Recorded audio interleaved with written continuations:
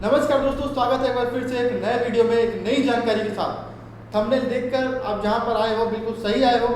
आज के इस वीडियो में मैं आपके बहुत बड़े कंफ्यूजन को दूर करने वाला हूं और आज के बाद आप मानहानि से संबंधित ये प्रश्न तो बिल्कुल नहीं पूछेंगे जिन प्रश्नों को देखकर आप इस वीडियो पर आए थे। तो चलिए शुरू करते हैं। दोस्तों, पहले हम बात करते हैं मानहानि की। हम पहले समझते हैं मानहानि है क्या। देखिए, आईपीसी इंडियन पिनल कोड का सेक्शन 499 जिसमें मानहानि का डेफिनेशन दिया हुआ है, उस डेफिनेशन को पढ़ने मत जाइए, आप यहाँ पर देख लीजिए। जो यहाँ पे क्लियर हो जाएगा वो उस डेफिनेशन में क्लियर नहीं होगा। देखिए, मानहानि को हमने दो शब्दों में तोड़ दिया है। मान जिसका मतलब होता है प्रतिष्ठा, सम्मान, ख्याति या फिर प्रसिद्धि। मान का मतलब तो ये हो गया। इसके साथ में है हानि।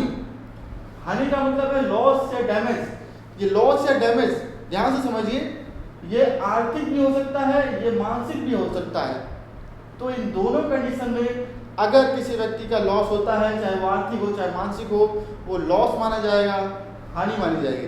तो दोस्तों, आप मानहानि का मतलब तो समझ गए हैं, लेकिन ये मानहानि होती कैसे है ये आपको बताते हैं। देखिए, मानहानि बोलकर, लिखकर, शब्दों द्वारा, प्रकाशन यानी पब्लिकेशन करके, चिन्हों द्वारा यानी किसी साइन की वजह साइन चिन्हों द्वारा यानी किसी साइन का उपयोग करके या फिर इशारों से मानहानि की जा सकती है। अब इसको समझते हैं। कोई मिस्टर ए है। मिस्टर ए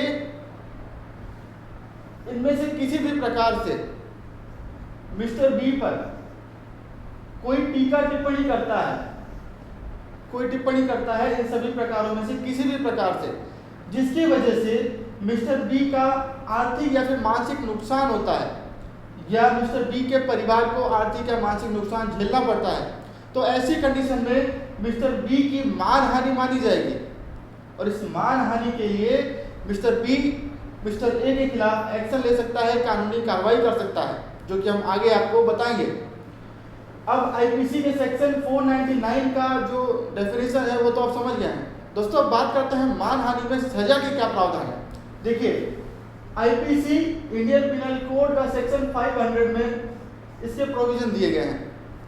यानी ये एग्जांपल अगर हम फिर से देखें तो यदि मिस्टर ए के खिलाफ कानूनी कार्रवाई करता है तो मिस्टर ए के खिलाफ क्या क्या एक्शन लिया जा सकता है। देखिए, ऐसे में दोष सिद्ध होने पर, गुनाह साबित होने पर मिस्टर ए को 2 साल की सजा हो सकती है आईपीसी के सेक्शन 500 के अकॉर्डिंग। ठीक है जी, 2 साल का उसको कारावास हो सकता है। इसके अलावा उसको जुर्माना भी लगाया जा सकता है। ठीक है जी। तीसरी कंडीशन जो है वो समझिए, क्योंकि आजकल ट्रेंडिंग में यही है कि कोई मानहानि का दावा डाला जाता है तो उसमें मेन मुआवजे को ही हाईलाइट किया जाता है। तो ये आप समझिए, ये दोनों तो है ही, इसके अलावा मुआवजा भी इसमें सम्मिलित है। यानी मिस्टर बी के मानहानि को, जो मानहानि हुई है उसके लिए मिस्टर बी मुआवजे की मांग कर सकता है। वो कोर्ट को बताएगा कि उसको इतने रुपए की आर्थिक नुकसान हुआ है जिसकी वजह से उसकी मानहानि हुई है। ऐसे में मुआवजे की राशि भी उस दावे में डाली जाती है और बताया जाता है कि किस प्रकार से उस व्यक्ति का, मिस्टर बी का इतना आर्थिक नुकसान हुआ है। तो ऐसे में कोर्ट मुआवजे की राशि भी निर्धारित करती है और मिस्टर बी को रिलीफ के रूप में वो जो कंपनसेशन है वो मिस्टर ए के माध्यम से दिया जाता है।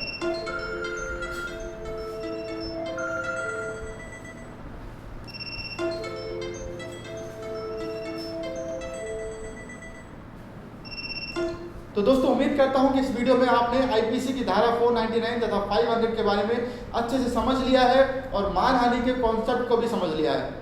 दोस्तों, यह वीडियो पसंद आई है तो दूसरों तक भी शेयर करके इस जानकारी को केवल अपने तक ही सीमित ना रखें और चैनल को अभी तक सब्सक्राइब नहीं किया तो सब्सक्राइब जरूर कर लें। मिलता है अगली वीडियो के साथ, तब तक के लिए नमस्कार।